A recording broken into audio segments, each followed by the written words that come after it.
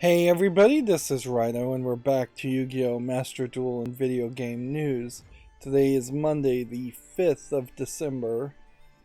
I am again trying to record earlier in the morning, simply just because I'm awake at this time, and that does potentially leave more of a buffer into which I could record some pre-recorded footage after this recording, although that almost never happens. Apparently they've added some new accessories again. They're doing some Christmas things. It's kind of funny that the mobile game I played, Destiny Child, is out of season. It's just chronologically shifted from the Korean version and the Japanese version of the game. So the global version never really has a Christmas event around Christmas, if it has a Christmas event at all. And they've done Christmas events in the past, and I'm just not sure that they plan on doing any more. And there's new gates to solo mode, so more solo mode needs to be played. Let's see, let's look at the missions first. For the accountability section today, I played the Vagrant. I think I already talked about that, but what is really infuriating now is that the Vagrant went on sale for like 75 cents, with its default price being $14.99. And I am fairly certain that I did not pay 74 cents for the Vagrant. It, at a price like that, almost screams that there might be some change of the bikini armor, some kind of censorship that will be added to the PC game preemptively or around the time of the release of the console version of the Vagrant, and that they're trying to trick people into buying the game to then basically do a bait and switch. Like, either that or it's just insanity that you would lower your product that much. It does seem just completely crazy. Alright, so we're on mate now, and yet you have a triangle here pointing to icon, which is weird. So, I can't even really tell you what that image is supposed to look like what that is. I'm too far away from my screen. And man, I really need to adjust my chair at some point. Like, it's getting ridiculous how I just can't read anything on the screen anymore. And what's funny is they're putting this at the bottom as an icon frame because they have this whole separate icon frame, which honestly, why not just make it its whole own separate thing and not have a collapsible triangle, which is what that was. And I wasn't understanding that. So after playing the game The Vagrant and having a game that has a character in bikini leather armor for no reason in the game, it's never mentioned, it doesn't play into the characterization of the protagonist that she's wearing that, it doesn't play any role in the story, it literally just distracts from the story and makes it feel commonplace. I figured, what's another game, or I wanted to think about what is another game that has a character that is just kind of in lewd clothing when that's not really the main focus of the game. And so then I started playing a game called Haydee, Haydee.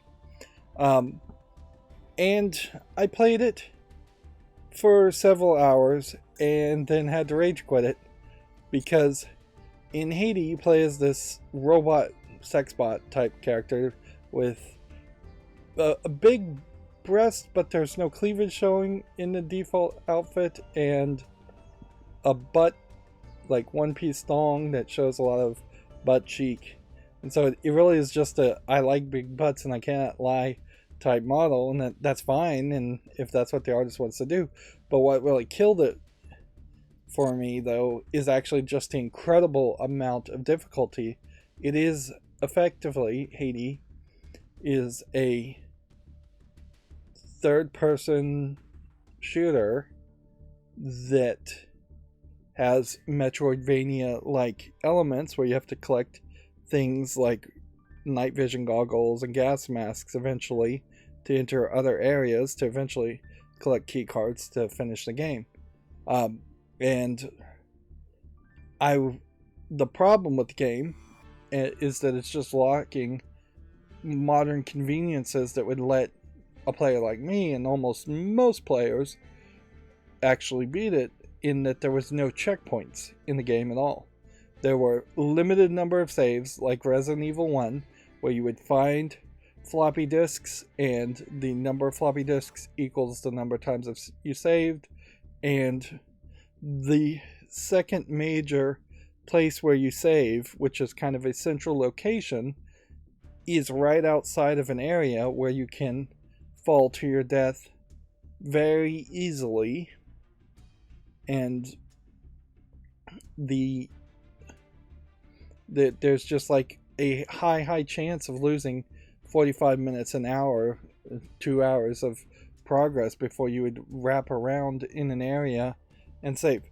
And that is all on top of the fact that if you could actually defeat the robots that you were supposed to be shooting, let's hop into a game, I guess, in Haiti, which is not really doable, at least not on a controller. Maybe if I had been playing mouse and keyboard, I could have gotten the reticle in front of the robots and shot them fast enough before they would run up to you and kill you. But play with a controller, it just wasn't going to happen. And I was playing on softcore mode, which is the easy mode. There's a hardcore mode that doesn't change much, but it reduces the number of times you can save. And I kind of don't see a problem with the game with robots that are kind of difficult to shoot, and potentially a lot of places where you are going to get cheap deaths because of the robots being too difficult. There's also mines in the games where you just can turn a corner and immediately be instant killed. Again, with no checkpoints. Had there been checkpoints in there, I think I could have probably made it all the way to the end of the game. But after losing probably at least 75 minutes, I would say, of progress, probably closer to 3 or 4 hours. Nah, I'd say maybe 2.5 hours of progress overall. Like, it just was not reasonable to keep on putting the effort to it. There is a hack you can do that I did do that would remove any actual damage from the robots. So when you do that, the cheat there, they just run up to you and try and hit you, and then you would take no damage. That doesn't do anything, however, for the instant kill if you fall, and it still doesn't give you checkpoints. Inherently, I also have to kind of complain about Haiti having an outfit option in the main menu, and then the game seemingly, after I looked through the walkthrough, to just see how much of the game I really was missing, which was quite a lot. It's actually a very, very long game. I was kind of expecting it to probably be just like an adult game that was barely anything, and instead it really is just a full fleshed out experience. Perhaps too fleshed out even. But yeah, looking at the walkthrough, it doesn't seem like any new outfit is unlocked, and there are fan mods to change the outfits where you could be like Jill Valentine or Tracer, something copyright infringing that a lot of, like, the Activision Blizzard would not be happy with Tracer being depicted in Haiti, I'm sure. Juliet Starlight from Lollipop Chainsaw was another character, and I imagine the creator of Lollipop Chainsaw may not really have a big problem with that character being in the game, but it's still not licensed content or anything. So that sucks. It sucks that there isn't a mode to put an actual human face on Haiti as a character, instead of just a blank robot head.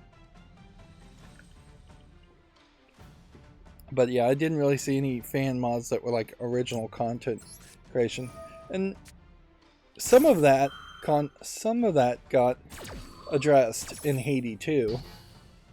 But if I rage quit Haiti 1, I really can't justify purchasing Haiti 2. If somebody wants me to cover Haiti 2, I'd probably spotlight it, and they'd have to gift the game to me, which isn't much of a good offer, really.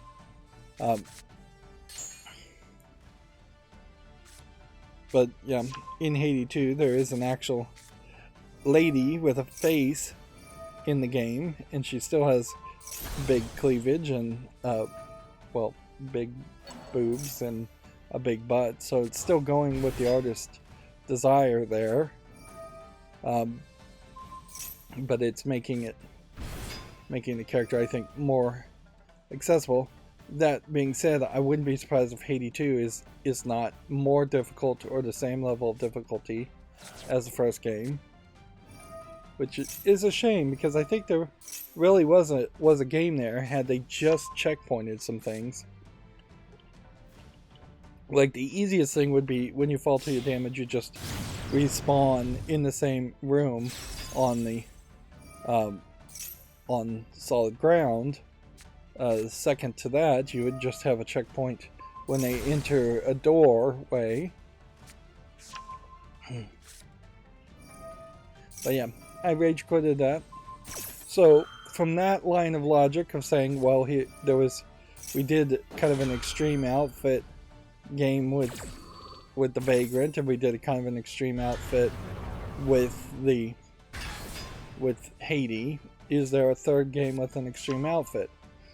And then when I kind of looked at what I was possibly had in my collection of backlog of games, I didn't really see anything that jumped out as an extreme outfit, and it was time to move on too. So I thought, let's do extreme blood and violence. If you're gonna go one way, why not swing the other way? Which is, most video games have pretty large amounts of blood and violence in them if they're mature rated or gore. And I wasn't quite ready to do a horror game, so I decided I wanted to play No More Heroes. That's on my short list of games I wanted to play.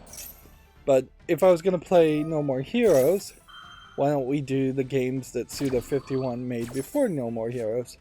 So then I looked at the Silver Case, which is the first game Suda51 made for Grasshopper Manufacturer, and I just don't own that. Plus, that would have been a visual novel anyways. I'd be alright with covering it, but it would be kind of a rough process to go through. But I do own Killer 7.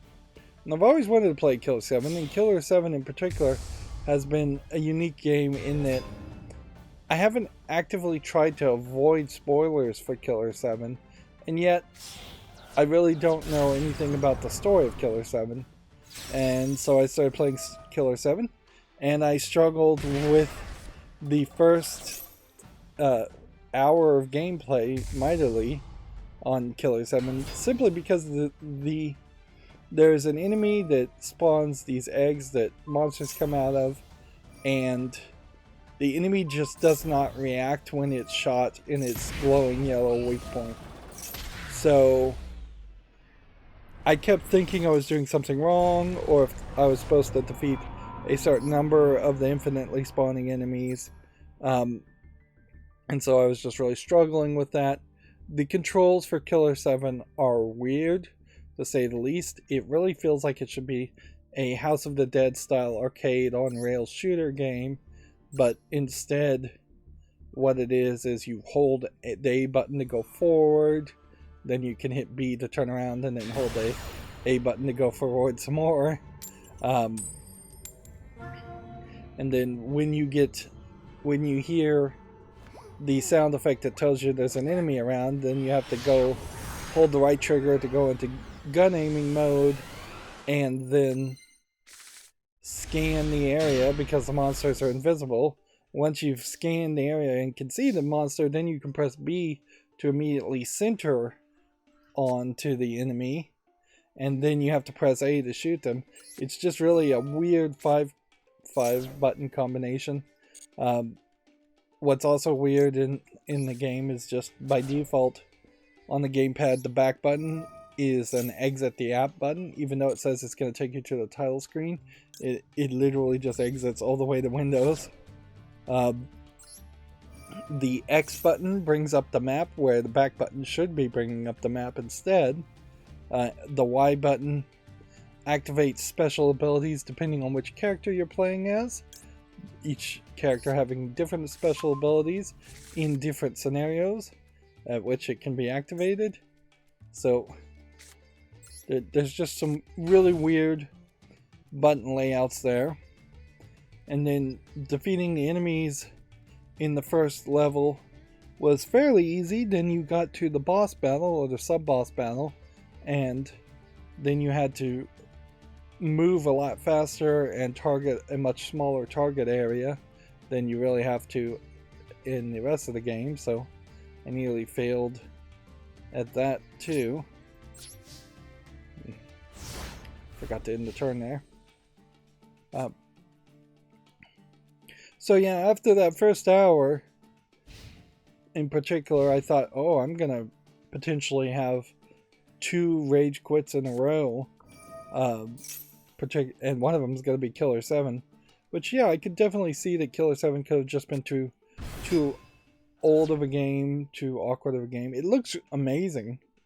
I think it's probably been remastered because the polygons and the visuals there don't look like a PlayStation 1, PlayStation 2 game. I imagine it was a PlayStation 2 game originally. It's not hyper-realistic graphics, it's low polygon graphics in the first place, so that probably helps it still maintain its same look. But after the second playthrough, going back and listening to the hints, which you really need to listen to all the hints that this weird guy assistant gives you. It's this guy hanging and he's in a GIMP costume. Not to be confused with another guy that's crawling around on the walls with a GIMP costume. Or a third lady in a GIMP costume that shows up when you're doing a special ability. There's obviously some repeated weirdness in this game. The story is super weird. The concept is fairly weird. Which is funny because it downright makes No More Heroes in contrast look normal in comparison. But yeah, once I got into the second episode, once I got some help, looked up a walkthrough again to tell me what I was doing wrong at the beginning. I got into the groove of it. I figured out, yes, I was actually doing damage, just not enough damage. And actually, if you just dump all your upgrade points into a character named Kaede to get her skills, or 4 skill stats up to level 4, the game is promising to be very easy in the first half because you get an ability called Critical Lock that just locks onto weak points of the enemies.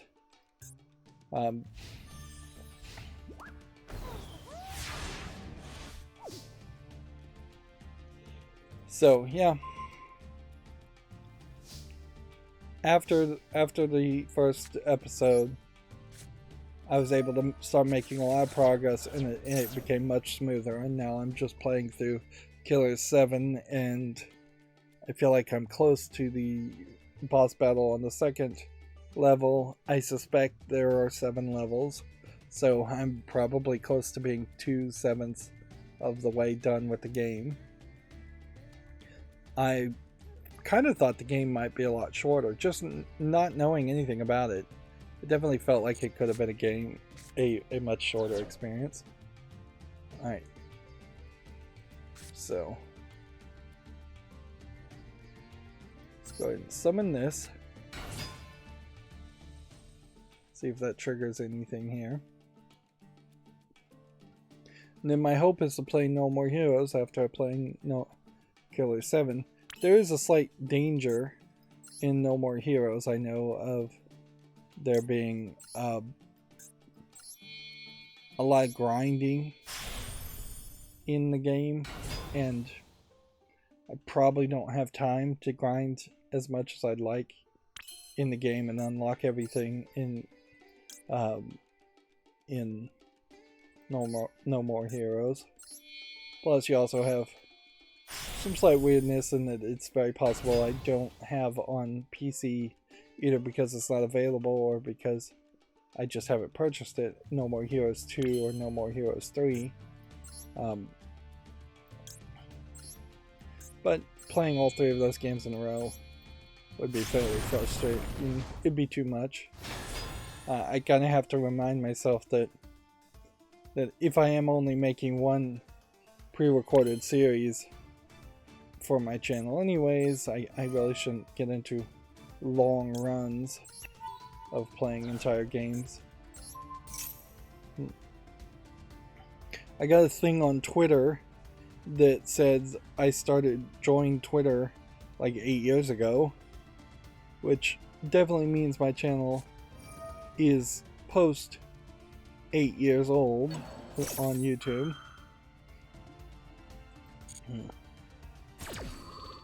Which the hope is that having so much content on YouTube would encourage people to go back and watch old content. I don't know if YouTube will ever get to a point where that actually is the case, or even if my channel would ever get to the point where it was monetized and stayed monetized in any way.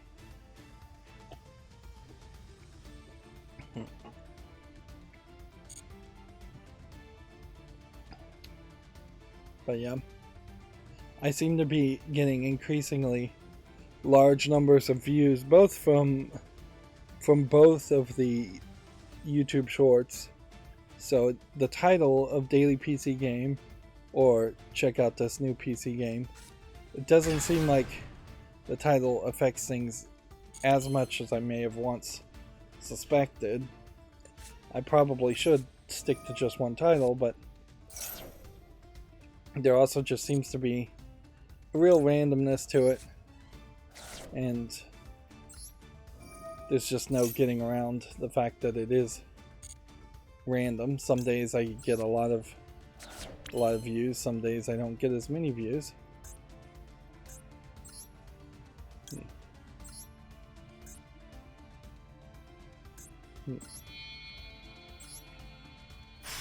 But it's also super easy to do, so I can't really see myself not pushing forward and making YouTube Shorts, at least until we get to a point where YouTube Shorts are just totally useless as a concept. One thing that to point out is that there was the Streamy Awards, which I'm sure was run by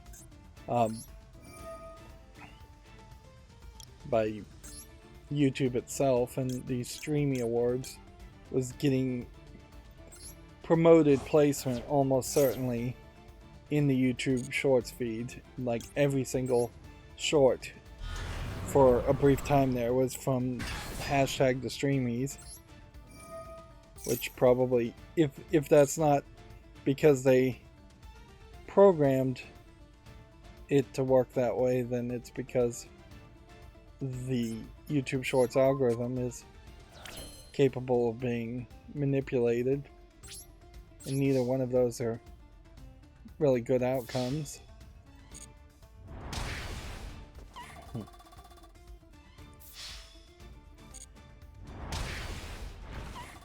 There's a couple of censorship stories. Let me see. You know what? I'll just open up my other source that sometimes, very rarely, I get some news from, and make sure I know the right game.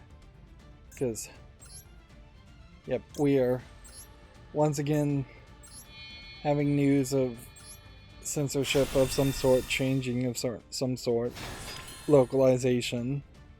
Let's see. Well, there is fear of censorship, first of all, that because SNK is now almost, I think, 100% owned by the Saudi Arabian Crown Prince. Naraka Blade Point is from 24 Entertainment, published by NetEase Games Montreal.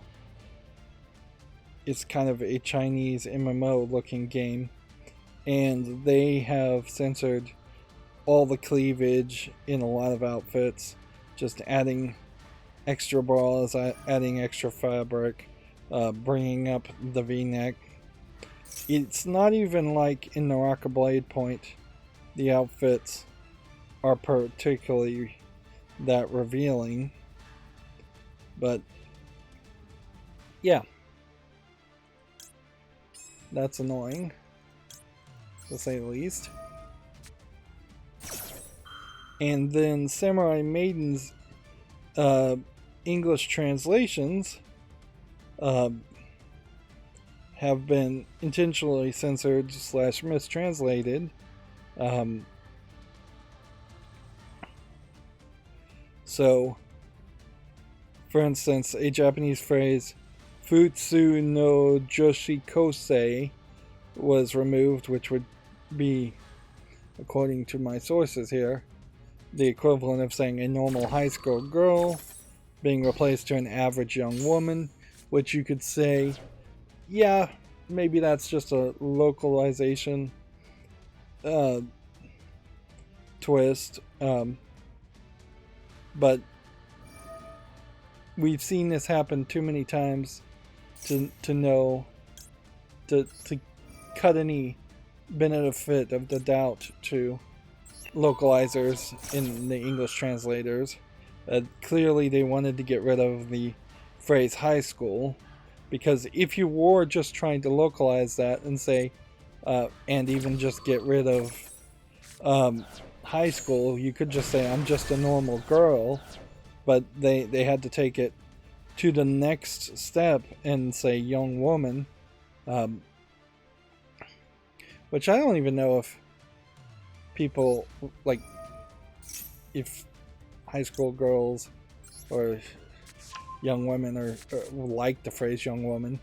I think pretty much young woman is like being called young man by your parents. It's oh, I'm in trouble type language in English, more than something that is a happy descriptor.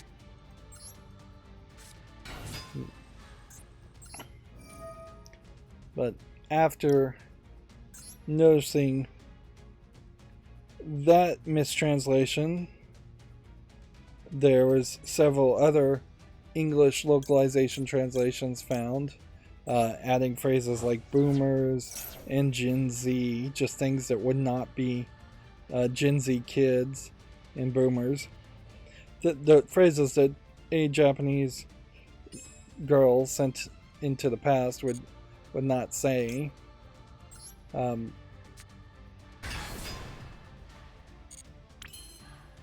inherently, I would say the bigger complaint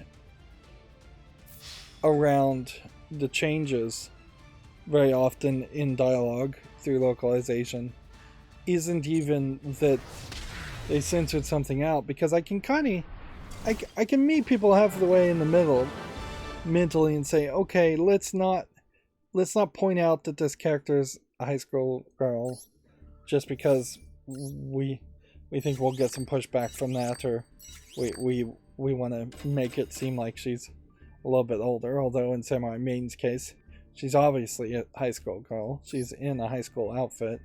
But yeah, I could see changing that to college. There's certainly a middle ground I could see there. But then you also have just the obnoxious localizers that feel like they know better than the original writers, the original creators of the game, the actual artists, localizers getting it into their head that they are artists and better artists than the original creators, and that's just obnoxious, really. And I can't support that or agree with that at all. If these localizers want to make their own games, they should become writers and write dialogue and story for other games. A localizer's job is fairly obviously to be accurate in translating things and making the minimalist brushstrokes as far as changing things if it doesn't make sense. There literally is not going to be a single player, well, maybe not literally, but there almost certainly is not going to be a significant number of players that would play Samurai Maiden that weren't familiar with Japanese culture and just Japanese society to some extent, to the point where they really wouldn't need things localized. I wouldn't say keep in the Japanese phrases for things that most Japanophiles haven't heard of, but a normal high school girl as a phrase is not something that would have confused an English player of the game to the point where you needed to change it to an average young woman.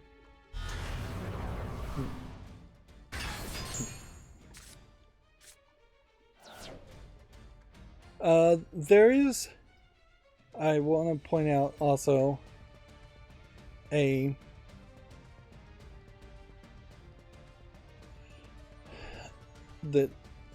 there is the Steam Awards, I think is happening this Thursday, and I'm going to try and watch that live via Steam, because Steam is going to be, if you register, giving away Steam Decks if you're watching at the time. So, like, you have to pre-register, you have to watch through Steam's Steam.tv service, which is basically a service people probably have forgotten even existed. It certainly didn't come out to be a new Twitch competitor or anything like that. Like, I wouldn't be surprised if something like a Twitch competitor would potentially be created by Steam if Twitch did go away, but it would almost have to be if Twitch and YouTube gaming stopped being a thing, and that there was no other place you could possibly stream videos. Plus, if Steam.tv really was like a Twitch site for the brief moment in time in which it was only video game footage that you could stream,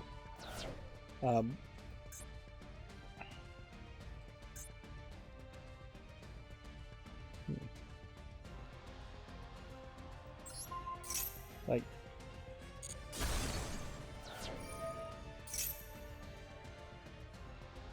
I want to cancel that.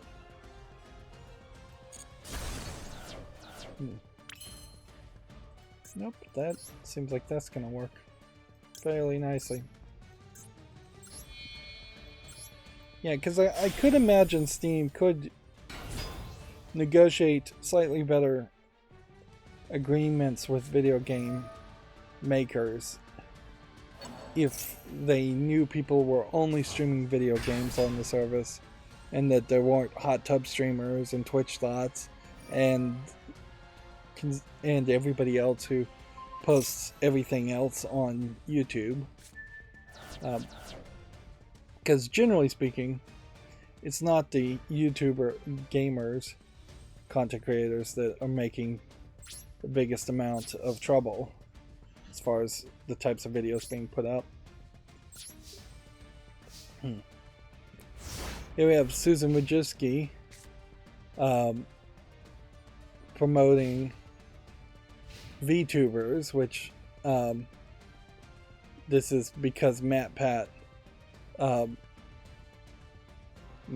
having a podcast talking about the rise of VTubers for the Like and Describe podcast #1. Clearly, MatPat is one of the select few that Susan Wojcicki is pulling for and probably manipulating the algorithm for. I don't believe for a second that they aren't getting some kind of special treatment. Generally, I don't think Susan Wojcicki would talk about VTubers, and I don't know if VTubers really should be a thing. But, like, if anything, part of the reason why I don't think VTubers should succeed is because they are just a whole new level of being annoying for most of the characters. Their personality, their high squeaky pitched voices. All of it is fairly annoying. Plus they tend not to really contribute much. It seems like they are yet another level of just people playing video games, barely paying attention to the games they're playing. They're not showing off really any skill in the gameplay or any like content criticism or consumer advice or anything like that. Like, and that's true for a lot of gamers, certainly, is that they really aren't falling anywhere close to something that would be news or fair use or anything like that. But I would say VTubers in particular are definitely not going down that direction.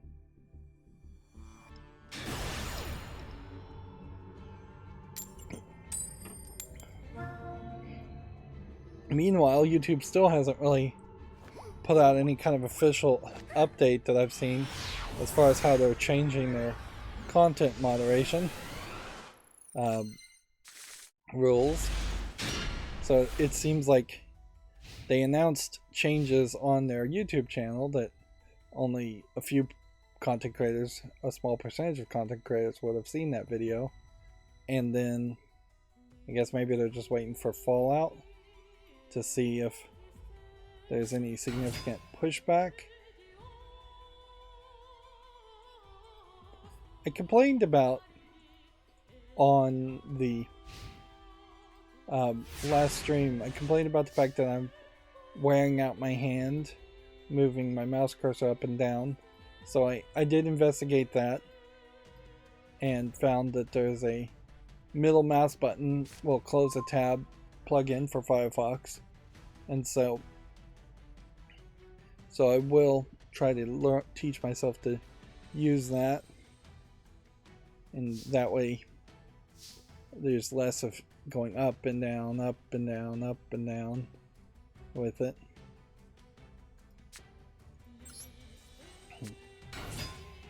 I also wasted some time this morning working on my Google Docs spreadsheet to just show me what is pre-scheduled and ready to go, so I get a general idea of what I need to do or what I'm falling behind on as far as videos being scheduled. And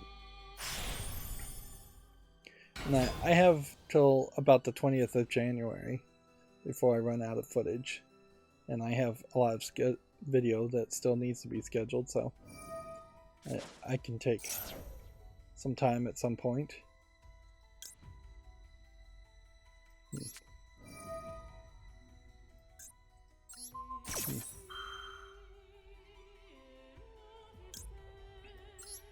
Let's see if this one will let me counter this one's ability.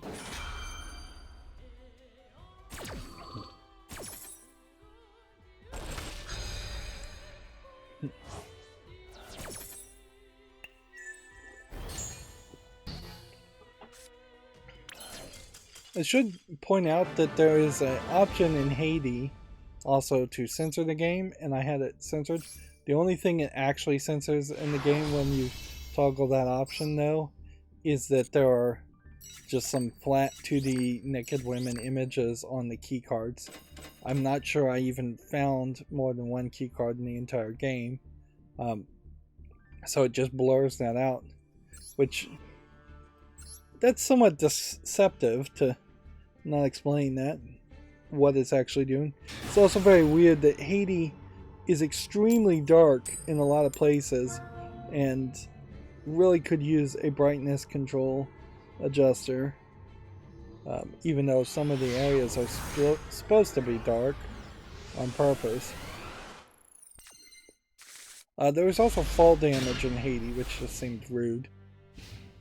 Because your health doesn't regenerate, you have to use health kits, and there's very limited health kits. So the game is just like way too difficult for no reason. Like I kind of am okay with them making a hardcore mode like that. The main thing Hades did is scare me about potentially playing Resident Evil 1 Remake. Because if it is a similar situation where I'm just dying and struggling quite a bit to get through Resident Evil 1, that's going to kind of suck. Because the remake of Resident Evil 1 is not really a remake as much as it was just a remaster. There isn't an official remake of Resident Evil 1 that makes it feel much closer to Resident Evil 4. There's also a connection to Resident Evil 4 and Killer 7 in that both of those games were released by Capcom around the same time.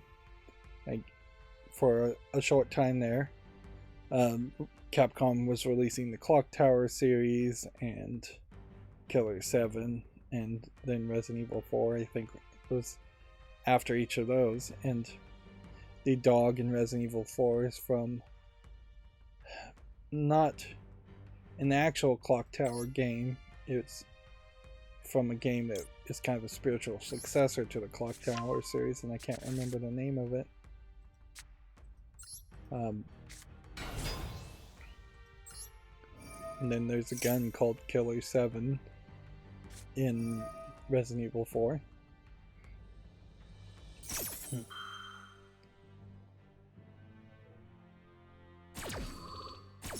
We're kind of in a weird position today because I don't have like a lot that I really need to do as far as all this.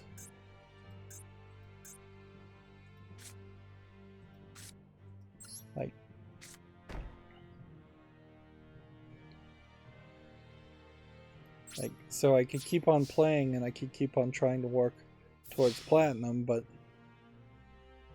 I also probably need to burn through the news, but then also there probably isn't that much news.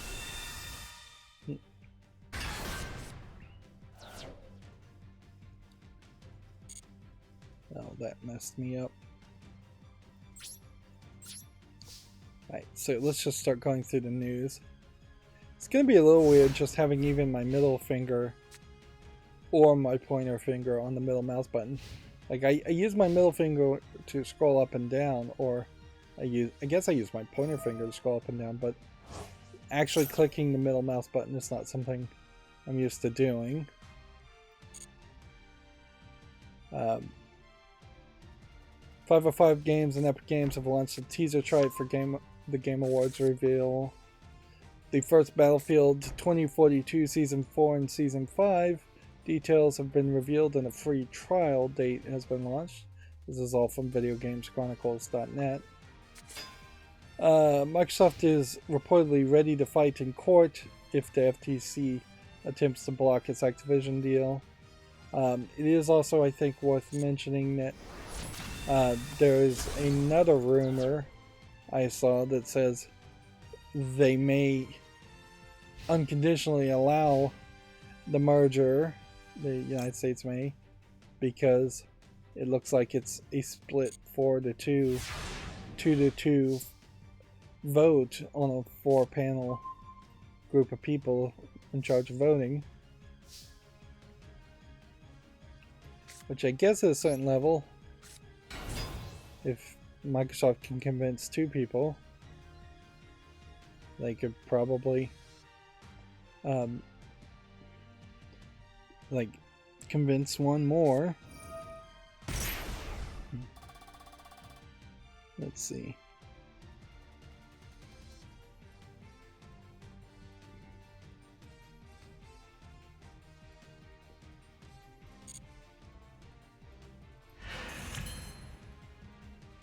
Oh, actually, come to think of it, let's just see if we can do this.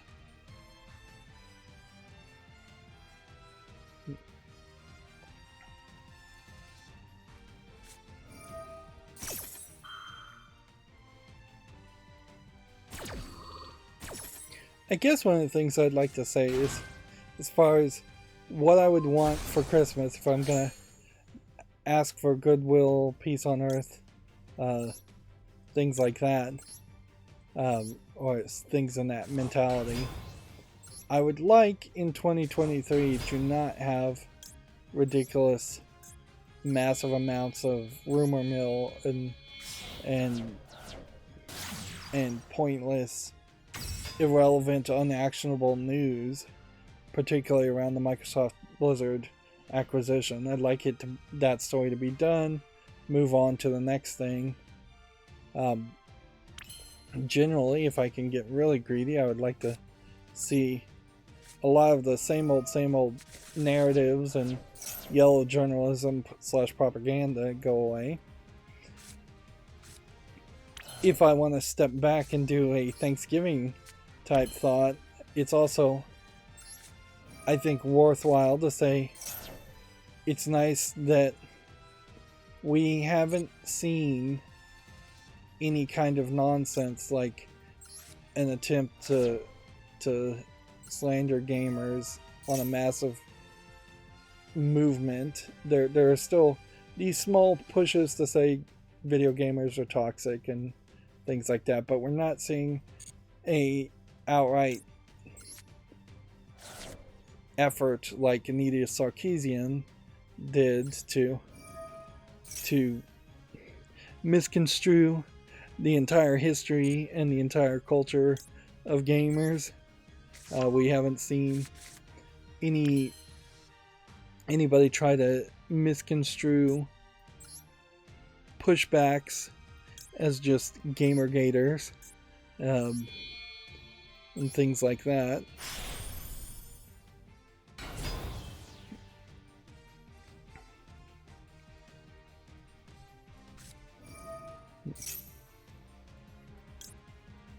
Let's see if we can do something here.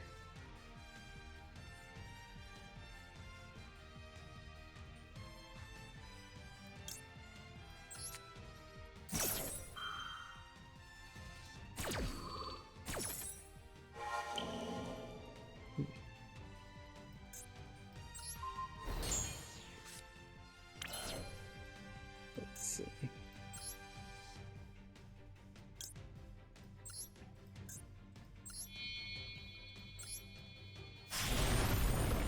But honestly, I guess it's worth mentioning that it doesn't affect my life and most gamers' life anywhere that much if there are ridiculous SJWs or just clickbait title writers out there attacking gamers, or just trying to put out effectively fake news against gamers.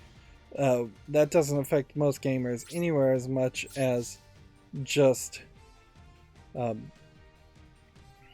the lack of games that we've had in the past couple years. So if I'm gonna really, really wish for anything, my real wish should be that we get more games released in the next year. And I'm hoping that that's the case. There are definitely some games like Sea of Thieves that I wish they would just cancel already, too.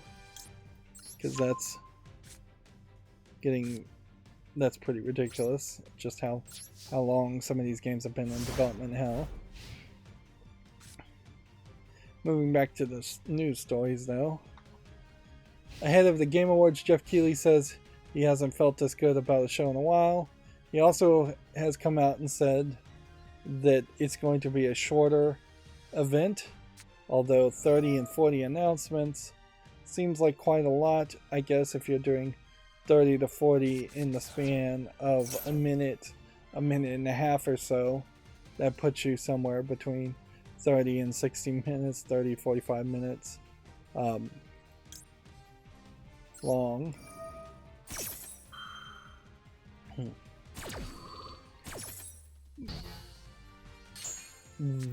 He's clearly just trying to hype it up. Like, you shouldn't feel bad about the shows, but I don't, unless he knows a lot more than I do, which he probably does. I seriously don't think there's going to be 40 brand new, never heard of them AAA games announced at the Game Awards that are all going to be tentatively scheduled to be released over the course of 2023. Even if it was 40 brand new, you've never heard of them AAA games that look amazing, 40 is just too many.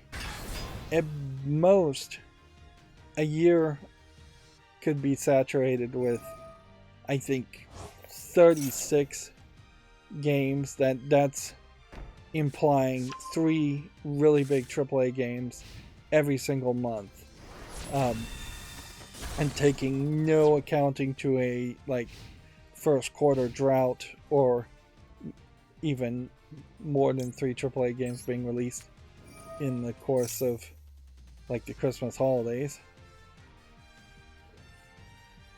Let's see, let's just pick some things, I guess.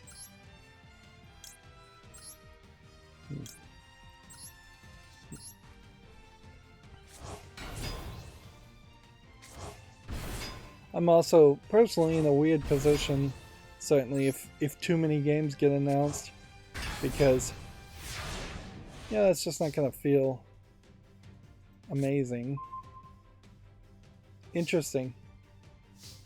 Oh, I got to bring all of these cards back, and then because of this effect, keep them. That is totally not what I expected to have happen.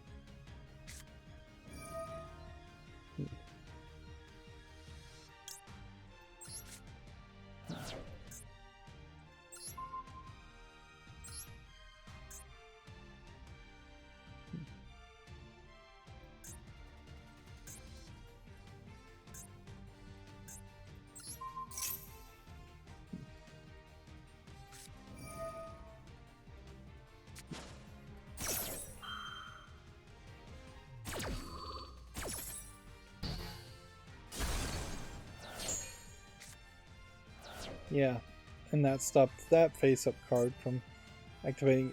I guess the question here is, why can I not summon something else?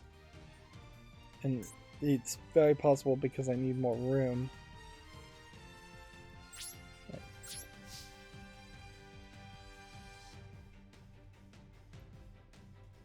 So I'm going to attack here so that I can come over here. See if that lets me special summon something.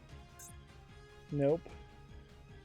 Something is preventing me from special summoning.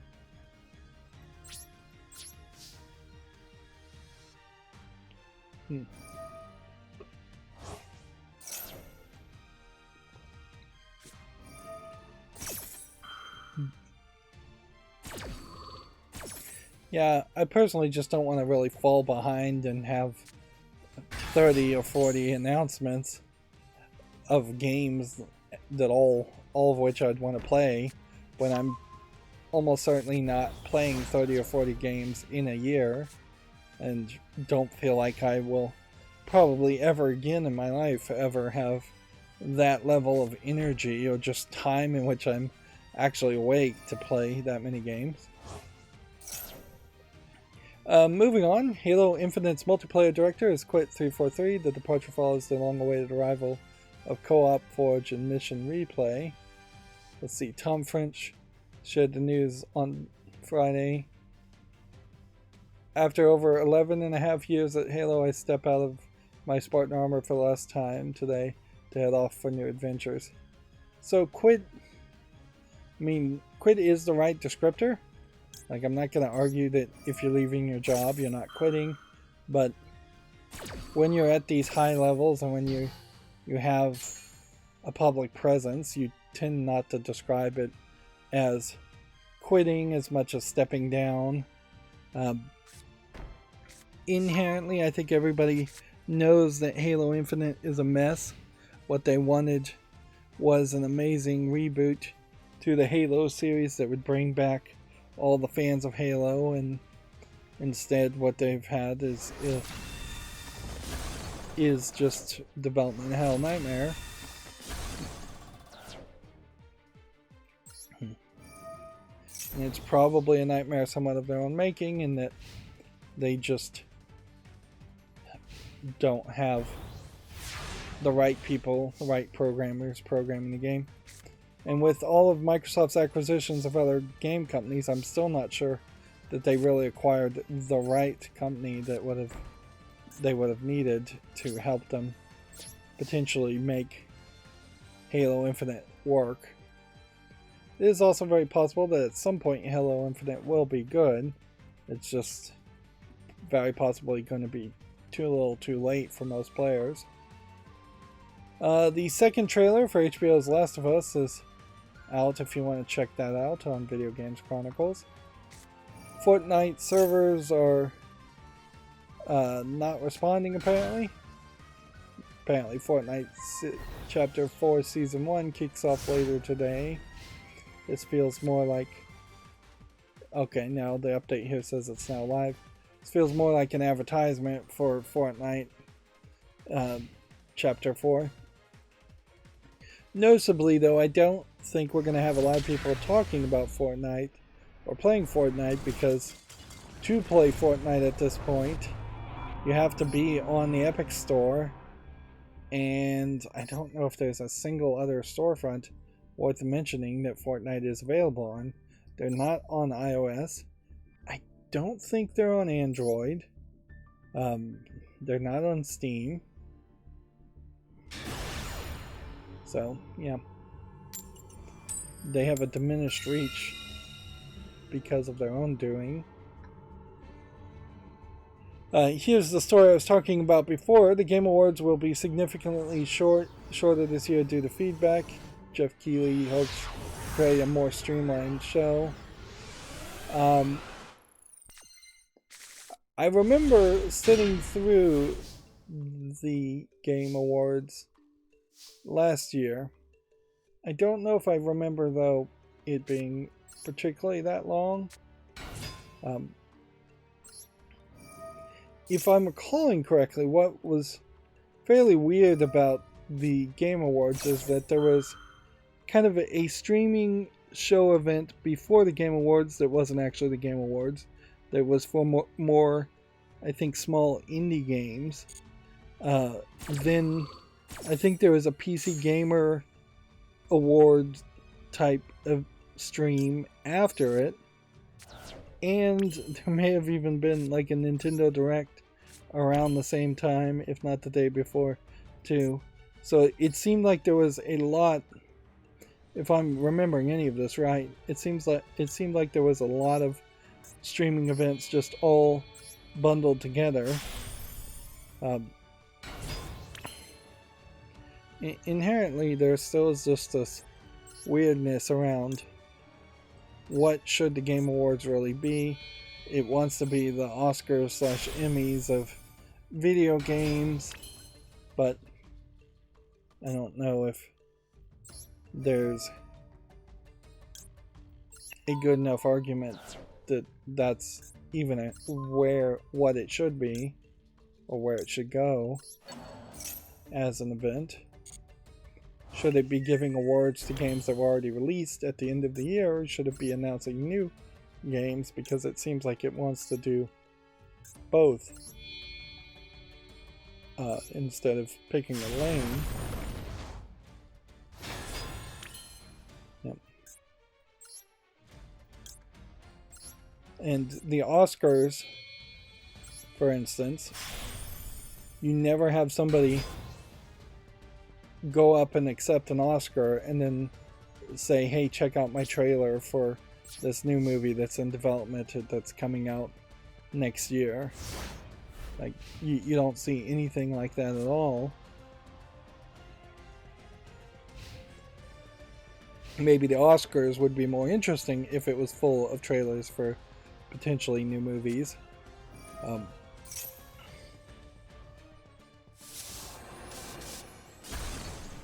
But it doesn't do that. Well, regardless, even if I don't really remember the Game Awards from last year, it wouldn't be worth it to try and find a stream to see last year's stream to compare. I will just keep an eye out to see how streamlined in general I feel like the Game Awards are. I saw this video on YouTube. Apparently an XCOM-like Metroid Tactics was reportedly pitched inside of Retro Studios, which is to say it was pitched to the higher management of Retro Studios by lower developers in Retro Studios. The pitch never really came in front of Nintendo. The video covers 4 this Did You Know Gaming. It talks about 4 canceled Metroid games that occurred, but it's hardly talking about any recent Metroid games, and it's really not saying anything that interesting in the first place. The one thing that does occur to me about Metroid as a story is that you have Samus Aran, who is seemingly a human, who was raised by the Chozo and aliens to be this like space warrior bounty hunter character. And then one of the games pitched the idea of her going back to Earth, which I don't think in any of the games that have been released they've ever actually gone to Earth. But those general concepts would work very nicely for any game. Like, you don't need Samus Aran there. Any character that was raised by aliens and is a fish out of water and then is this chosen warrior works nicely for the foundation of a story. And then as far as making gameplay around that, that's fairly easy to do.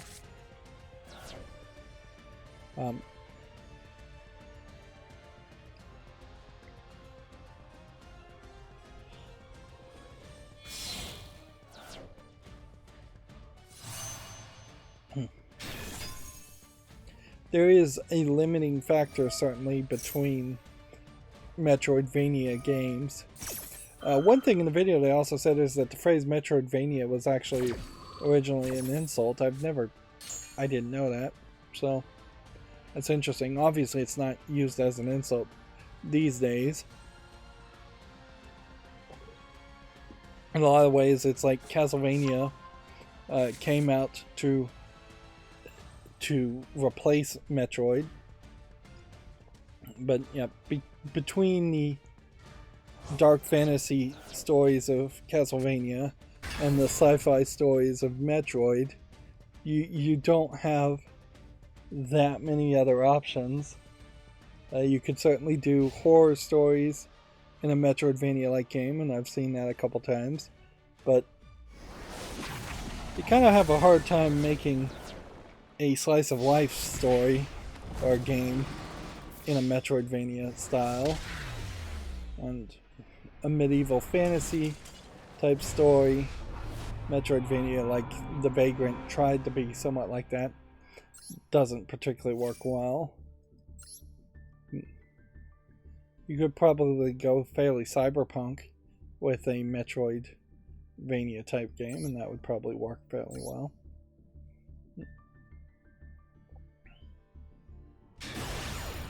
It's not like you really even need a good story for a Metroidvania. You just need a good visual theme, a good style, something that somebody is passionate about.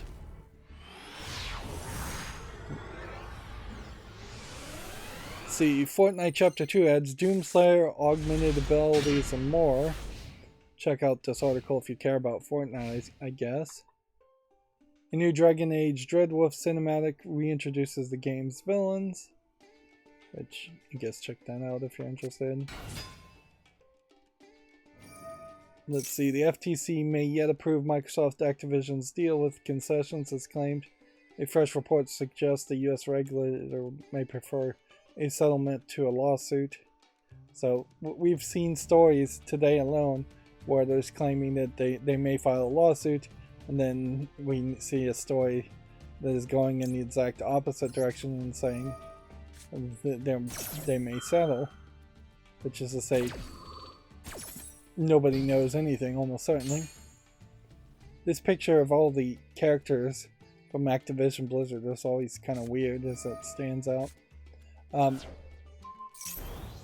There were some more small details revealed about, or leaked, I think, about Diablo 4.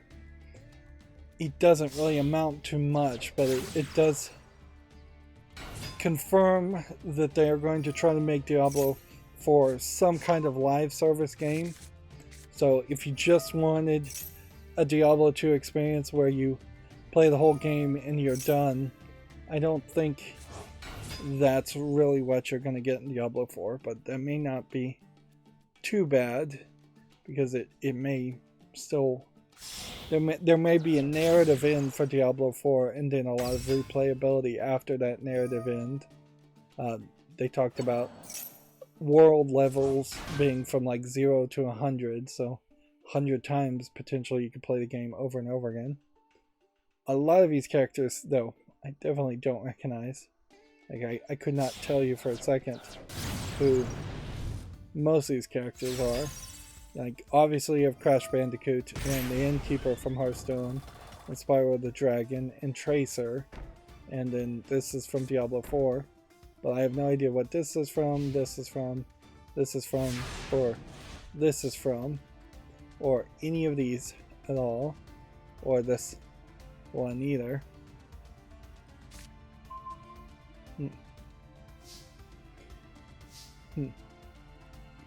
I would say, though, it's probably a dumb argument to make that Microsoft acquiring Activision Blizzard is not really going to create a bigger monopoly, just because a lot of the games are unrecognizable and a lot of the characters are unrecognizable.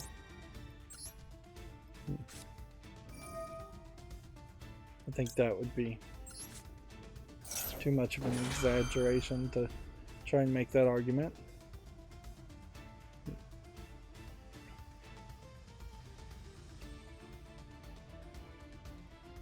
Is this going to let me play or not?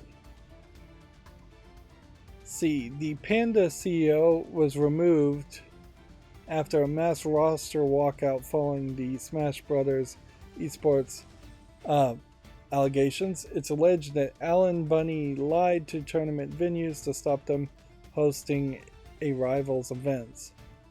So this is more follow-up on that news of Nintendo shutting down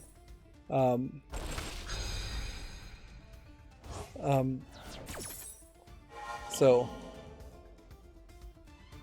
a fan tournament of Smash World Tour claimed that Nintendo had shut down its annual championships at the last moment, while also accusing the Pando CEO, Dr. Alan Bunny, of trying to sabotage the events. Now, Dr. Alan Bunny has stepped down, has been removed.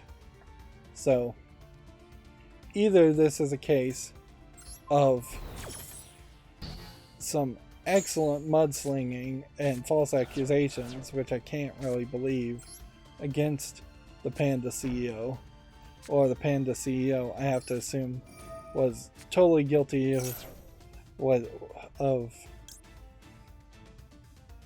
lying to tournament venues.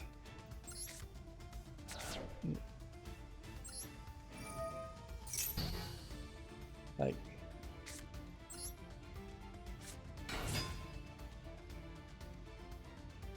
I guess we've gone an hour and 10 minutes, so I probably want to just stop here. As far as playing Yu-Gi-Oh! We've made decent progress, and I think we've probably gotten the daily quest done. I still am in this weird position where I'm always tired and always exhausted in general, and that's possibly just old age, but when I am awake around 6 or 7 in the morning, or I guess 10 or 11 in the morning, I start to lose a little bit of steam, and there's still this let's take an afternoon nap idea. I would say it's probably mostly a case where I am falling asleep somewhere around 7 or 8 in the evening, and then sleeping for 4 hours, and then waking up around 10 or 11, and then getting some recording done, and then falling asleep again somewhere around maybe midnight or so, 1 or 2 in the morning.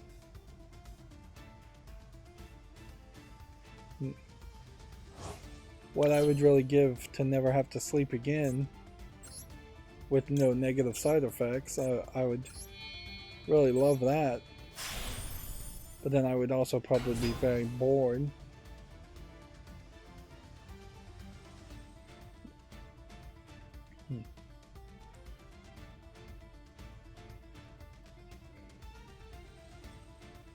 Right. Let's try this.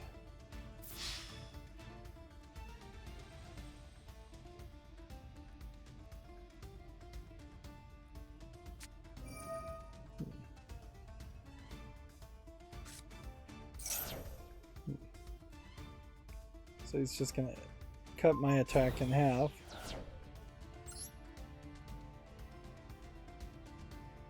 No, I don't want to attack that one. That was some bull.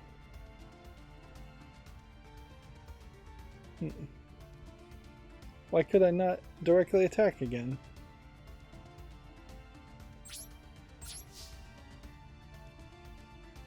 Well, that's exhausting. We only have a couple more Video Games Chronicle articles. Striking Distance says more Callisto Protocol patches are coming. We want you to play the game as intended. Updates were released over the weekend to address issues on all platforms, which basically just means the game was not finished when it was released, and I don't know why you would want to get that kind of bad negative press when you could have just taken the much smaller hit and delayed the release of the game.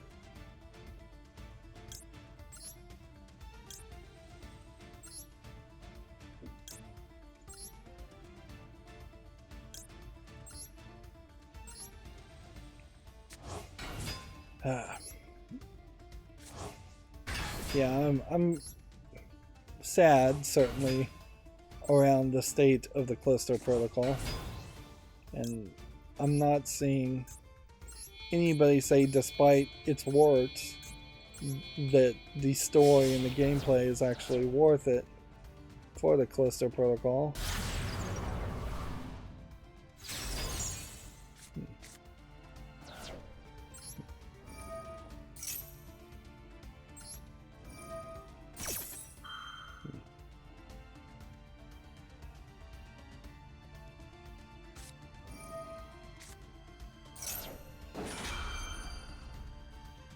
So by activating this second card, he's canceling the second card's ability while allowing me to still banish this card.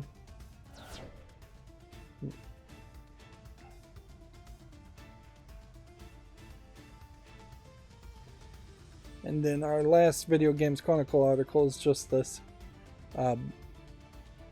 this sponsored ad, so we don't have to talk about that. Let's see, Loop 8 Summer of the Gods, the English gameplay trailer and screenshots are available. I think we had already looked at this on Friday. Over the weekend, it is very possible that there was more adult games, so when we start looking at games, that'll be interesting. Fuser is going to end all sales and online services on December 9th. 19th. Which, you know, Fuser, I think, not to be confused with Thumper, still think Fuser was kind of popular music game.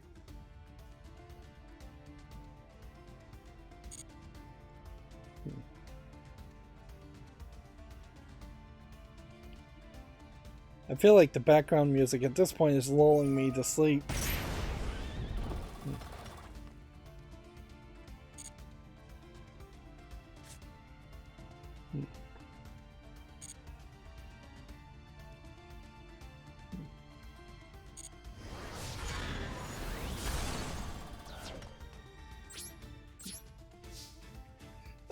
ID at Xbox Winter Game Demo event has been set for December 6th through the 12th, which, looking at these screenshots, it does seem like there's going to be a couple of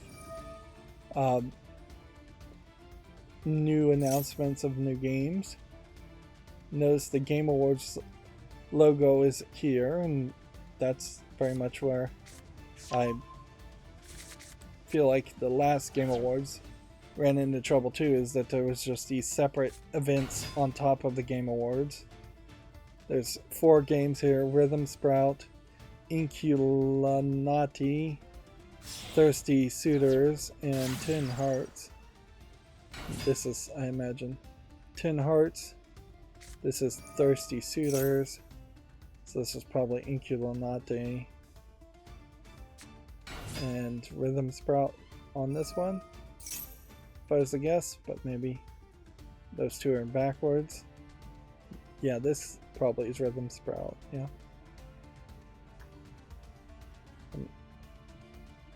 Still not my turn to play, I guess.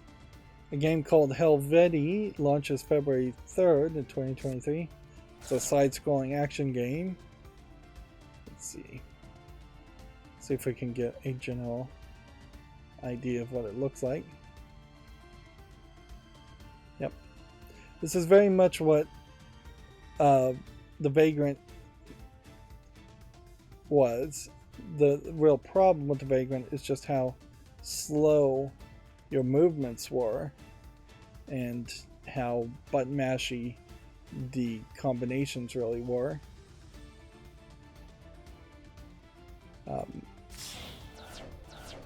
It was button mashy in the sense that you didn't really get major motivations to hit a large variety of combos. Instead, you either just tapped X a lot, or you did XXXY a lot.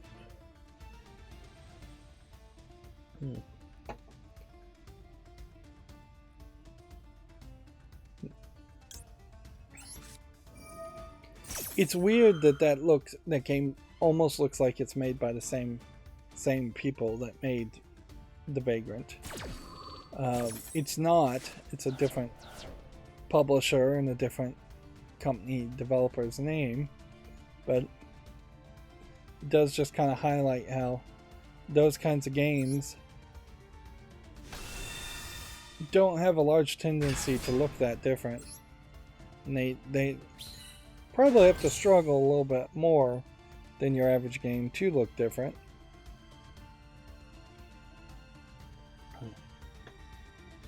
Let's see, Legend of Heroes Trails of Cold Steel Northern War begins airing January 8th. this is an anime based on a video game, so there's no reason to show that trailer. See, and this is the issue there, is that if I middle mouse click and then drag up and down, they'll start scrolling instead of closing the tab. But that's not really going to be a big issue.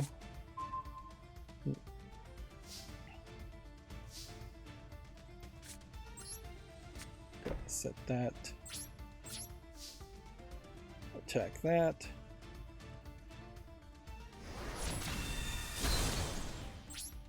In the turn.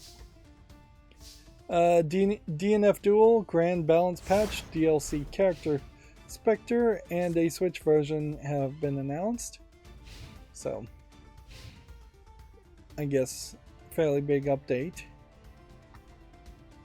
A Metroidvania game called Alice Escaped launches January 27th for Switch and PC. At this point, it's kind of pointless to say 2023. Everything now is going to come out in 2023. You chase after a mysterious girl named Alice in order to return home. So, clearly this is a moe anime style game in uniquely a Metroidvania experience, gameplay mechanic. And that seems different. Looking at the actual art, though, it does fall back onto looking much more like a traditional Metroidvania game. This time with chibi characters. Seems like there's special attacks that give you a little bit of custom art, lewd poses type art. And clearly this is based on Alice in Wonderland.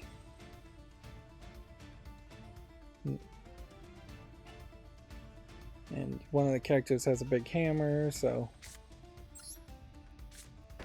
maybe there would be something particularly special about the big hammer, but maybe not.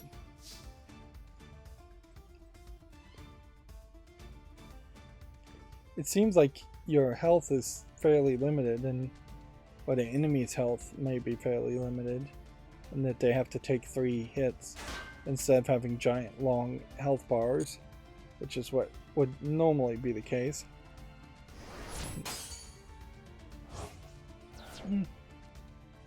Yeah, that definitely looks different, and different is definitely good for Metroidvania. Like I was just saying a couple minutes ago that it's really hard to break out of the tropey visuals that already exist in Metroidvania games, and being set in Alice in Wonderland, having chibi anime characters and moe anime cutscenes definitely goes in a different direction. It also brings those kind of cheesecake games into a different gameplay style, instead of it turning into just yet another dungeon crawler, or if not dungeon crawler, just slide puzzle game. A game called OU has been delayed to spring of 2023 and released a 4th trailer. This looks interesting as far as a more hand pencil art style. There we go. Let's activate this.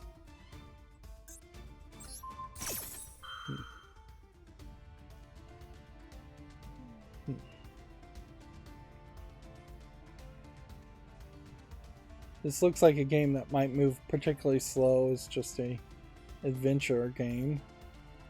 I'm not sure that there's too much here. Interesting art, certainly in concept art. Looks very weird. But they really aren't showing anything that would imply much gameplay mechanics. Maybe they'll put out a different trailer later if there is any gameplay in it. A visual novel named Mind Hack launches in early access for PC on April 6th, which we have a general trailer of what this is. Weird visuals again, but we know this one in particular is just going to be a visual novel, so I wouldn't be expecting too much. This is taking forever. You can definitely see why some people would just surrender when you're playing against slow players like this. And usually I'm the slow player in most of these relationships. The game IB for Switch launches March 9th, 2023. This is, I think, more of a horror RPG maker game. Again, a kind of different kind of art style. Boy, those pop-up controls don't want to work. Yep.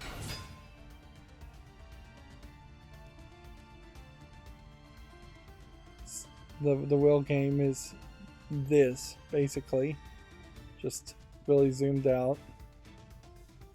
I don't know if you actually play the game in this picture frame depiction, but yeah, I don't think there's much there as far as IB. But it might be one of those games that's rather popular.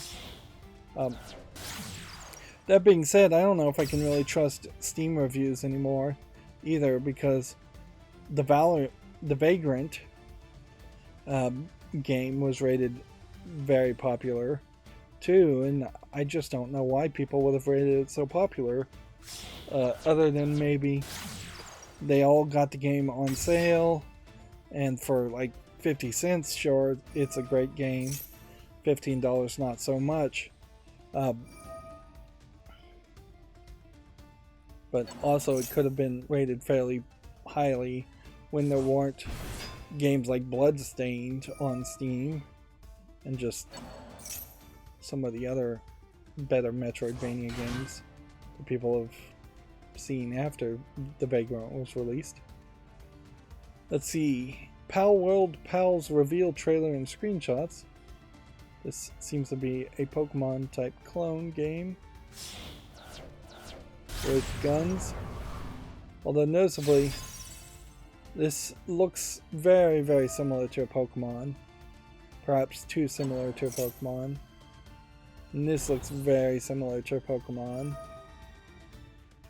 Like, I don't know every Pokemon backwards and forwards, but a couple of these look a little close.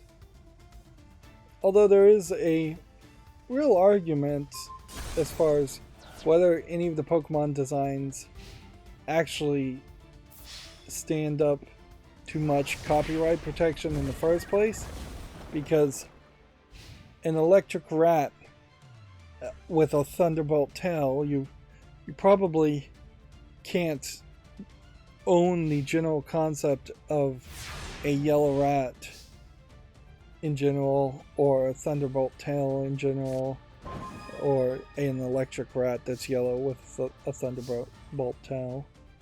I can see all of those being not unique enough concepts. But certainly you could get sued for trying to do copy Pikachu. But like, if this is the Pikachu equivalent of this game, that may be different enough. There is a consistent art, or there has at least in the past been consistent art around the types of Pokemon where they seemed like they might exist in the same world, and looking at these characters, they all do seem to kind of be in that same pattern in which feels like there's a consistent visual theme to them. Nothing stands out as being uniquely different. And so we end on failure at rank 4, gold 4. Or are we at gold 3 now? Yep. It's very possible that the Zodiac Tri-Brigade deck can't take me any higher. And I do just have to play the Flow Wanderers deck. As for all the daily quests, we got all of those done. We don't have another anything. But these will all reset too, so claim all of these, and then maybe in 10 minutes or so we'll get a whole bunch more daily quests. But yeah, I think that's more than enough playing of Yu-Gi-Oh! For today. So let's just burn through the news. A game called Dranius for Switch launches February 2nd. I don't think I care enough to watch a trailer for this, and there isn't even a trailer for it. Dragonoka for Switch and Steam launches January 12th. This is a Stardew Valley type game, farming city builder simulation game.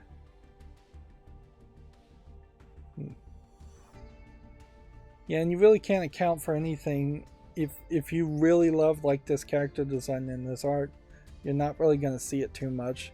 Obviously, most of the time you're going to see this little chibi version, top-down version of the character. 7 Days to End With You for Switch launches January 26th. And this looks like it's just a visual novel of no real interest. I'm just going to go ahead and make that assumption. Oh, this is the one with the language gameplay mechanic, and it actually does give you this secondary gameplay mechanic where you have to try and figure out what the phrases of the words are.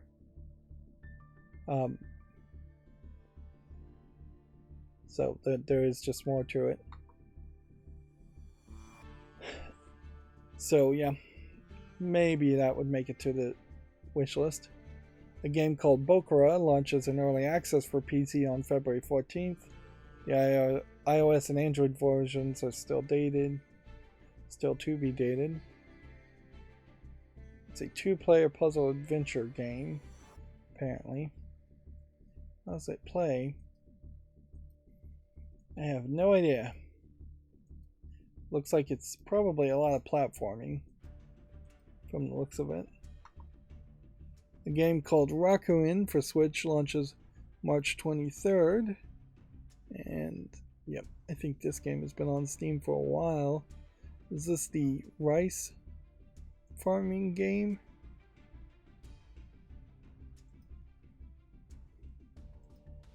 Looks like it's an RPG Maker game with maybe some farming in it, maybe not. Honestly, I don't even really wouldn't even call this one an RPG Maker type game. It looks more like a Zelda game. I saw somebody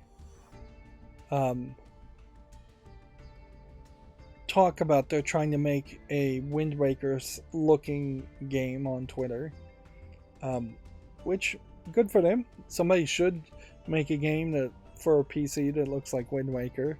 It'll take them years, I'm sure, to get an actual product ready to sell, though. So now is not the time to build up your hope, unless there are games like that secretly in development, which maybe there are, maybe there aren't.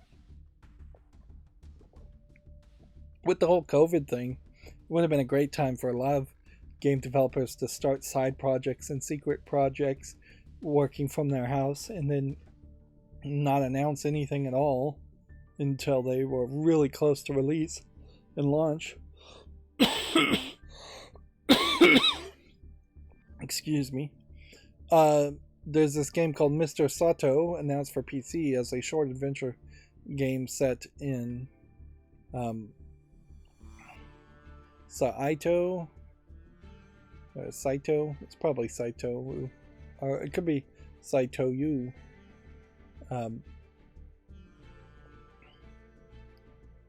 But yeah, so I guess if you played Rakuin, this short adventure game is maybe more of the same. A visual novel dating simulation game from Madness with Love for PC is going to be published by Playism. The game is called, quote, From Madness with Love, which, why they never use quotation marks or underline the names of games, I have no idea. Never makes any sense. The animation style here leaves a lot to be desired. I could potentially get over this, what looks like kind of bad pixely art style, but I don't know if I really would. Like, more zoomed in, it looks a little bit better in these screenshots. But when you're selling a visual novel, you've got very limited visuals and a lot of novel, so the novel has to be excellent and the visuals have to be excellent. There's just too much competition in that field to do any less than excellent. A game called Fahrenheit 213 announces a side-scrolling action. No, a company called Fahrenheit 213 announces a side-scrolling action RPG called Tsurugihime for PC. You have a lot of flashing effects here on the screen. Just a whole bunch of visual effects. Typically, when I see that much flashing on screen, I don't think I can usually play a game like this. A lot of stickers and colorful things on this character's outfit. And the tattoo. Yeah, Japanese, at least game developers, seem to be more and more into the idea of characters having tattoos, where that would have been unthinkable, I think, even 5 years ago.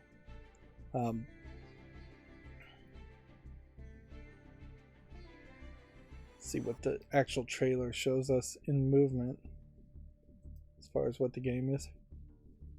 In a lot of ways, this may not be too different from like Valiant. So she just has a wall of swords following her at all times, and they shift into different types of swords, and she can use them for momentum also.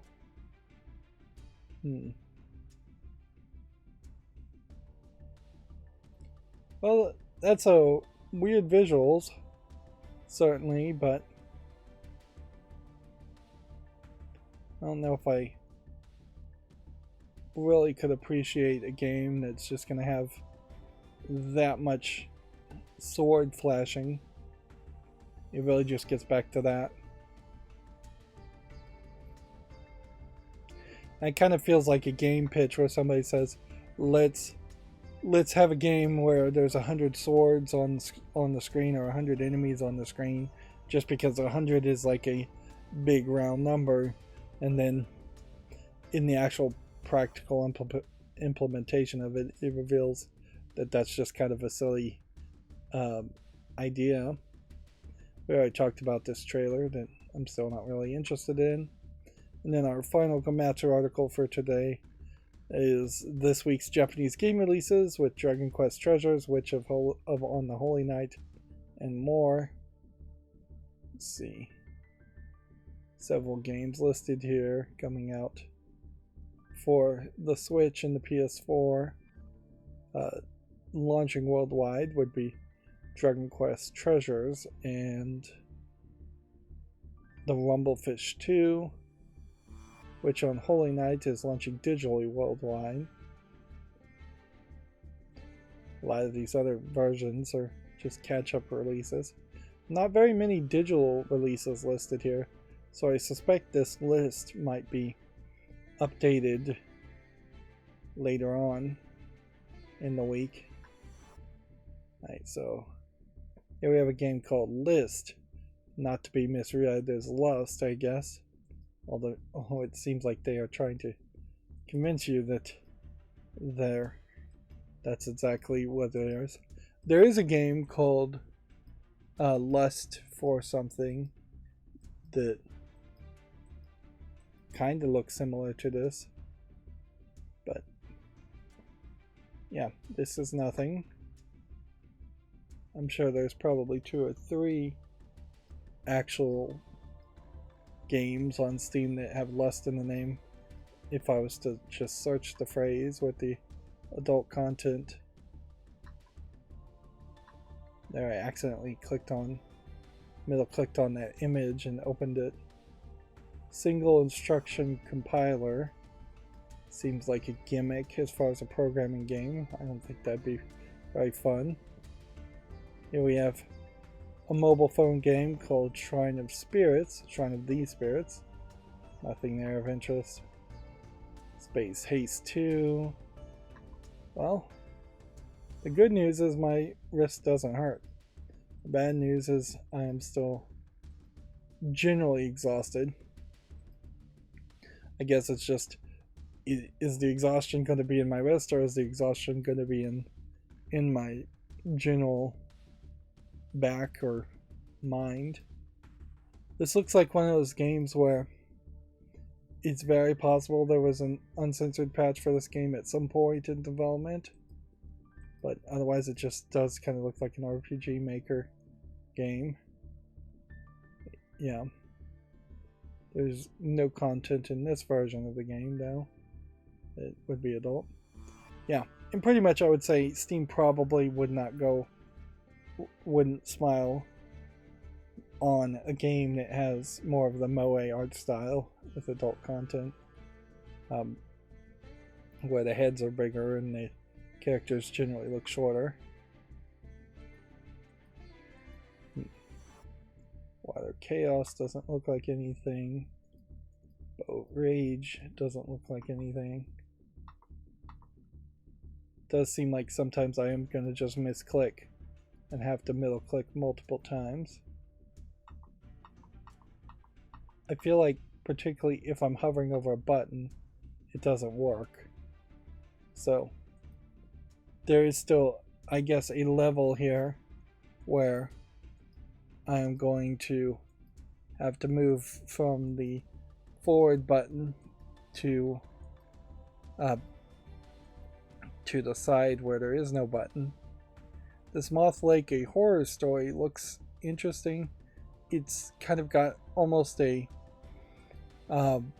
South Park feel to it, although it's not really in that South Park art style. Honestly, the animation probably could be a little bit better, but it doesn't look awful, and I almost am giving it some extra credit just by looking like something that you would expect a Nickelodeon animator or a Cartoon Network animator to do, instead of so many people just trying to copy anime. And we desperately probably need some YouTube shorts anyway, so that one will get a YouTube short. Surrender on Your Hand doesn't look like anything. Spire of Glory. I don't think there's enough here that I'd want to put this on the follow list. And I don't think I'm quite desperate enough to make a YouTube short on it either.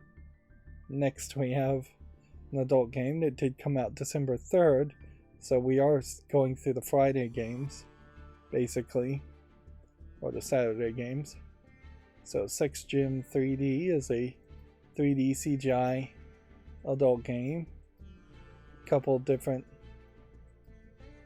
3D realistic girls committing acts on gym equipment in a gym, which, like, there's probably some rather large danger trying to commit any kind of adult acts on gym equipment.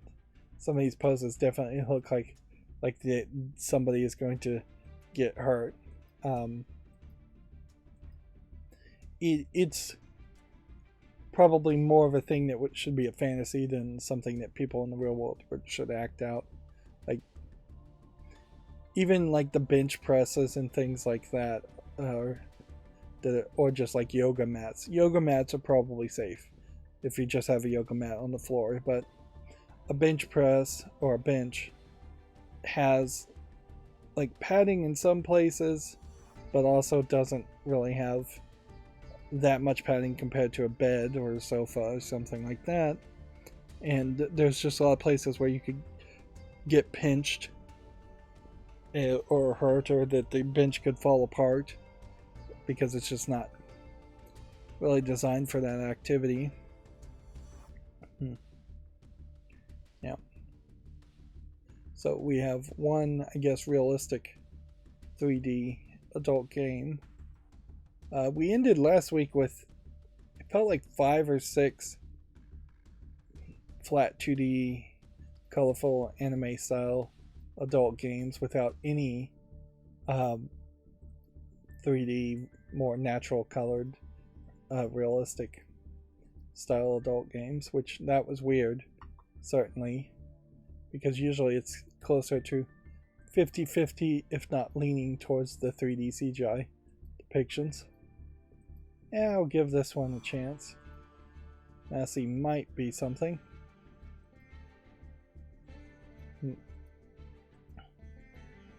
Still getting a lot of these garbage horror games, garbage asset flip games. This looks like this is a Russian troll type joke game, which is seemingly at this point the Russian troll games have taken on a new description, in that they are games making fun of Russians more than games made by Russians making fun of something else. Which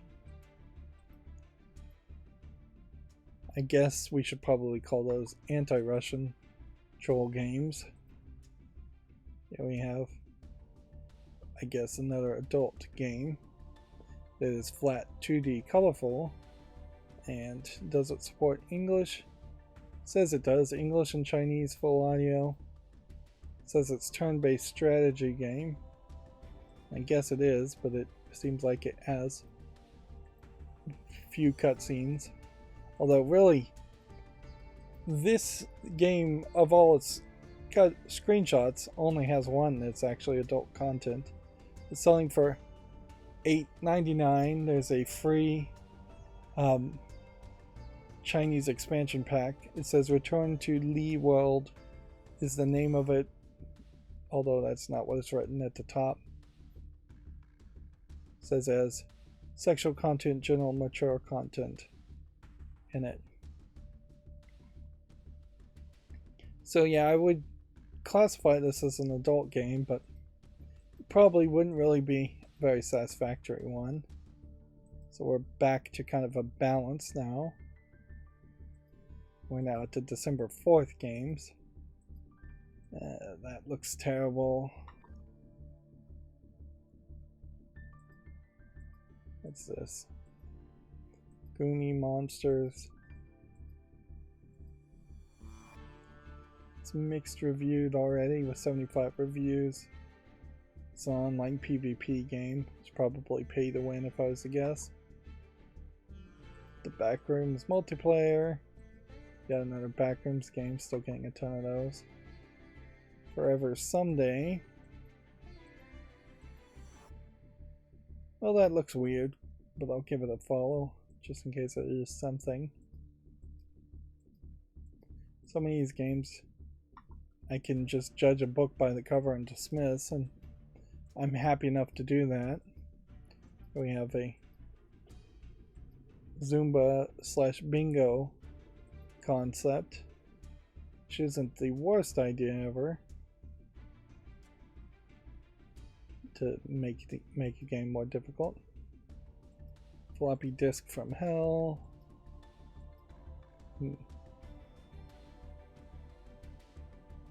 How does this really play? Will this really play if I click play? I don't think it will. I think I would say no to this. There's too much repetition between this screenshot and this screenshot.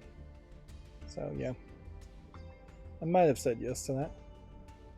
Then we have a game called Vanya. Is this a online PvP game again? Should I spotlight online PvP games? Maybe, if they look really good. I don't think this looks good enough. We have a solitaire game. At a certain point, maybe I should be spotlighting these games too, making YouTube shorts on them.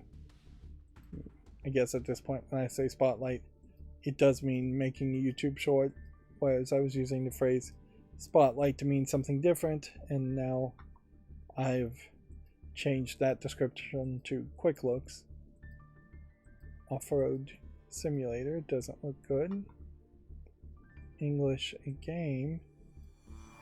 Looks like it's a typing game, but mostly looks like it's just an asset flip game. English and Polish. A comprehensive English course in the form of a video game. I don't believe that. Plus, even if I did believe this, it probably is coming from the idea that you would have to understand Polish fluently first to learn English. Let's see. What's this next game? Some kind of like rough idea of a beat 'em up game where you're beating a wall, or the beginnings of a fighting game. It really doesn't look like a finished product. Chronos Builder. Yeah, I don't think there's anything there of interesting.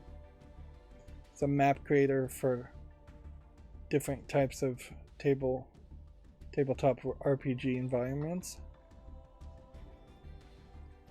Space Wreck.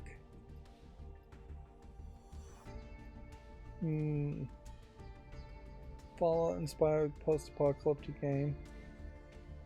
I'll give it a chance. I'm being fairly generous today. Path of Ra. I like any Egyptian game since there are just so few of them that exist. So I'll give that one a chance. You know, to December 5th games, so we probably aren't going to see any more adult games, if I was to guess. Is this an adult game? Loot box waifus, way too much text. Almost certainly a garbage Chinese game, and very possibly stolen visual assets, looking at the lack of polish of the menu and everything else. Yeah. Obviously, nothing there. Is a game called Fairy Card Rogue. They're saying is a roguelite. Yeah, I don't think there's anything there. Nothing there. This is an adult game called Town Girls, and it is a furry game, so it's in that weird middle ground. Visually, it doesn't look good anyways as a game, or even as an adult game. Yep. The drawings are bad. Let's see. Cafe Owner Simulator. It's a simulation game. I'll give it a YouTube short. Pin Call looks like nothing. Nil Space looks like nothing. I think we're going to end our stream fairly early today, and I think we'll probably really have nothing super special to say, so I'm not going to bother to go through Twitter again. We may have a little bit more news on Wednesday, but I think, living this. Here we have Toho, another Toho project game that's a visual novel that's animated completely different. Really, at this point, I should just reject anything that is based on the Toho project at all. Because it is this weird open collaborative concept that doesn't seem like it goes anywhere. And it seems like there's just a lot of games that get made based on the Toho project and that are just not good. Which perhaps makes a great argument to not have a open collaborative piece of art that anybody can use, like the Backrooms idea. So for our GameDeveloper.com articles, we have Google started processing Stadia hardware refunds. We've already talked about that. Discord releases server subscription program in the US. It is a 90% to 10% revenue split for creators. Discord's new server subscription may entice those who wish to monetize their community. So 90% goes to the runner of the Discord, I would assume, and 10% goes to Discord themselves, which isn't a terrible split at all. Unless it's the exact opposite, and 90% goes to Discord and 10% goes to the Discord owner moderator. I don't see a reason why a lot of people would jump onto that kind of message board concept immediately, but it might appeal later on for big fandoms. We already talked about Harmonix announcing Fuser will end service. Blizzard Albany's QA team has unanimously voted to unionize. The ayes are 14-0, meaning Blizzard Albany is successfully unionized.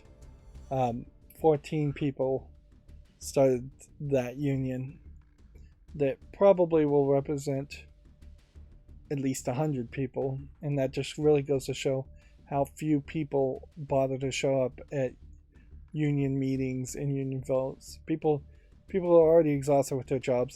They just don't really want to have to deal with it. So, but that number is not inaccurate either. It's not like if all 100 of the employees were allowed to vote to unionize on company time when they were there during a lunch break or something, that all of a sudden you would have a lot more no's.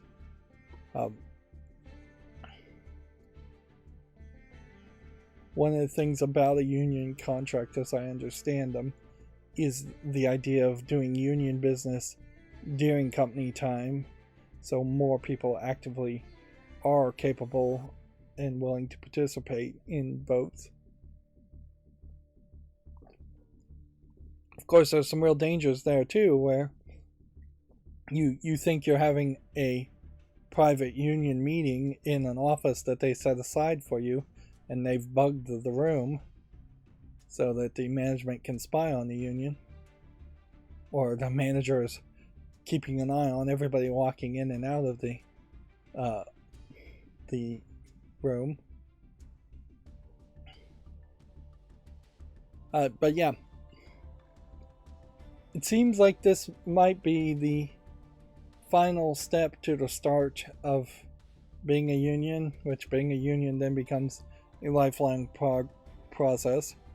I still wouldn't be surprised if Activision Blizzard can get away with it, if they would just completely shut down the Albany offices and just try the union bust in some other ways. Blizzard isn't going to give up, certainly. The only thing that might cause them to give up on their anti-union stance is if different people get in charge, or if Microsoft acquires them and then Microsoft just doesn't care that much. But I think Microsoft themselves are pretty anti-union also. It has been far too long of a fight, frankly, for individuals, poor people in general, to try and claw back some of the rights and powers that they should have had all along, compared to rich corporate entities and rich managers who have done everything in their power to disenfranchise poor people and enfranchise rich people. And that is in part why there was like a law passed just a couple of days ago in the United States trying to force, or I guess legally, as much as they legally can, forcing the rail workers unions to not strike and accept a deal that they didn't want to accept. It didn't add any new sick leave days, not even a single sick leave days, which, yeah, it's straight out of Atlas Shrugged, basically.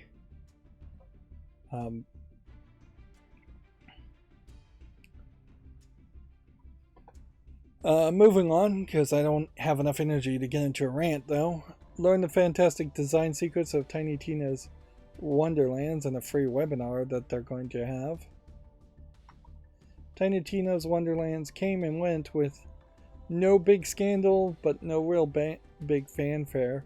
I think it really is just probably an indicator that the Borderlands series has done remarkable in the fact that they have, I would say, at least 6 or 7 games in their series, and none of them have been too bad, and they've all sold pretty well. But I think they've pretty much run their course, and splitting off the numbered titles and then having a bunch of spin-off games didn't seem to really help them outrun Burnout, as it were. And I think the player burnout just is there. Borderlands as a series and as a game has always been a game that gives you a lot of gameplay. So if you just play Borderlands 1, 2, and 3, you probably have a decade's worth of entertainment in that alone. Let's see. Moving on, CD Projekt is ending active development on Gwent after 2023. The studio is working on an initiative called Project Gwentfinity that will let fans keep supporting the title. So basically they're handing over development, it sounds like, to the fans. Gwent as a separate card game never felt good enough to be something worth playing, and its monetization was weird in that there was single player DLC that was sold either as DLC or as a separate product completely, but otherwise there's not much tutorial, and they never really added a ton of new cards to Gwent that would have kept the game alive and kicking. But also, Gwent just plays in a weird way. It's just a weird system that's not even the Gwent you play in Witcher 3 quite. It's not quite the same thing. In a retrospective looking way, you could make the argument, had CD Projekt Red never bothered to make a side Gwent game and put all the resources they spent on Gwent into making Cyberpunk 2077 better, it might have launched a little bit better as a game, and it may not have been the huge debacle for as long as it was. It probably still would have been a huge debacle, but if the point at which 2077 actually became not so much of a buggy mess was like a month earlier, that might have been impactful. And then Keywords is going to acquire a digital support platform called HelpShift for $75 million. If you're interested in that, and that's our last GameDeveloper.com article. Here we have a game called Alec that is labeled coming soon, which I don't know why this is on the follow list. I probably bumped It doesn't look terrible as an idea, but nothing without a release date. Nothing that does not have a release date should be on the follow list. Alter Forge came out in January and has 8 user reviews. It's labeled as an early access game. Well, I don't think a year of early access, even in the COVID pandemic times, isn't too little. I think this is probably an abandoned game. I did see a meme of people who don't finish games and then developers who don't ever bring their games out of early access because people don't finish the games. I'll give this one some more time. Which that is a funny joke, but I think we can say no to this Alchemy clone game. It's just not visually polished enough. As somebody who does finish games, though, well, this is a shame that it's just not relevant enough from January 2022. It looks like it's a kind of nicely animated game.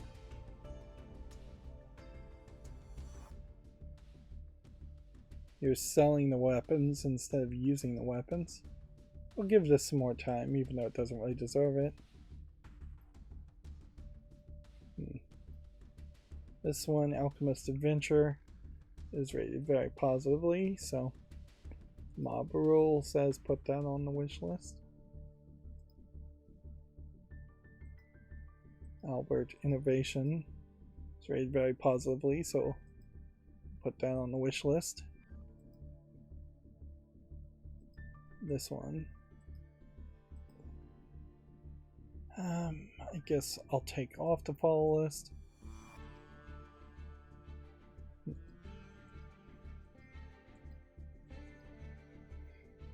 And you know what? I'm about to run to the bathroom, so I'm just gonna end it here. And yeah, I'll have to do some daily quests on Wednesday. Yeah, I'm just gonna end the stream here, and I won't look through the last 2 follow lists or my Twitter feed. And so at 2 hours, we'll just make this a shorter experience. That's going to be it for the stream. As always, I ask you to like, share, subscribe, comment, and watch every second of my videos. If you want a friend to follow me on any social media sites, there's a bunch of links down below. And if you want to support me further, there's a link to Patreon, or you can friend me on Steam and give me a game off my wish list. Thank you for watching. Have a good evening.